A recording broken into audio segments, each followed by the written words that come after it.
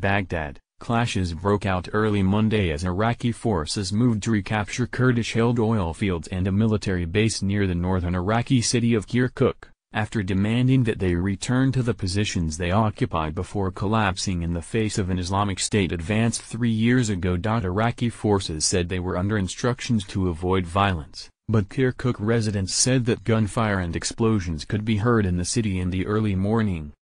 Kurdish media reported that Kurdish volunteer fighters rushed to take up arms. Prime Minister Haider al-Abadi ordered his forces to protect all citizens as they retake positions, state television reported. The confrontation puts U.S. allies on both sides of the lines. The advancing force included Iraq's elite counterterrorism forces, who have trained closely with U.S. forces. On the other side are Kurdish Peshmerga forces, also trained and equipped by the United States.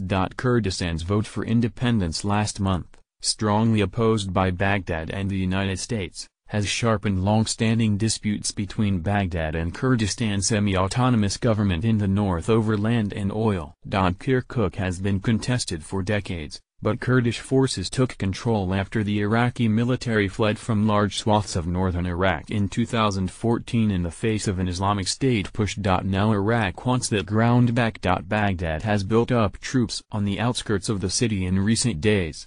Army, police and forces from Iraq's popular mobilization units, which include Shiite militias backed by Iran, have massed in the area, as Kurdish forces furiously dug defenses. As Kurdish authorities warned of an impending attack, Abadi tried to diffuse tension, taking to Twitter to assure that Iraqi forces cannot and will not attack our citizens. Iraqi commanders initially dismissed troop movements as routine deployments aimed at securing nearby Hawija, recently recaptured from Islamic State militants. But Shiite militia leaders close to Iran said that they were there to move into the province, and had presented a list of demands to Kurdish Peshmerga commanders.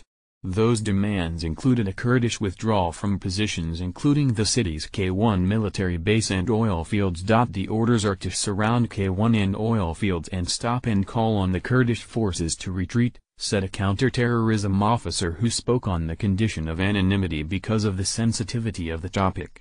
There are strict orders to avoid violence. But militia commanders took a more combative tone. Anyone who fights Iraqi forces is the same as ISIS, said Karim al-Nuri, a spokesman for Iraq's popular mobilization units. State television said that counterterrorism forces, the 9th Division of the Iraqi Army and federal police forces had taken large areas of the province without a fight. It said popular mobilization units took positions outside Kirkuk. Read more.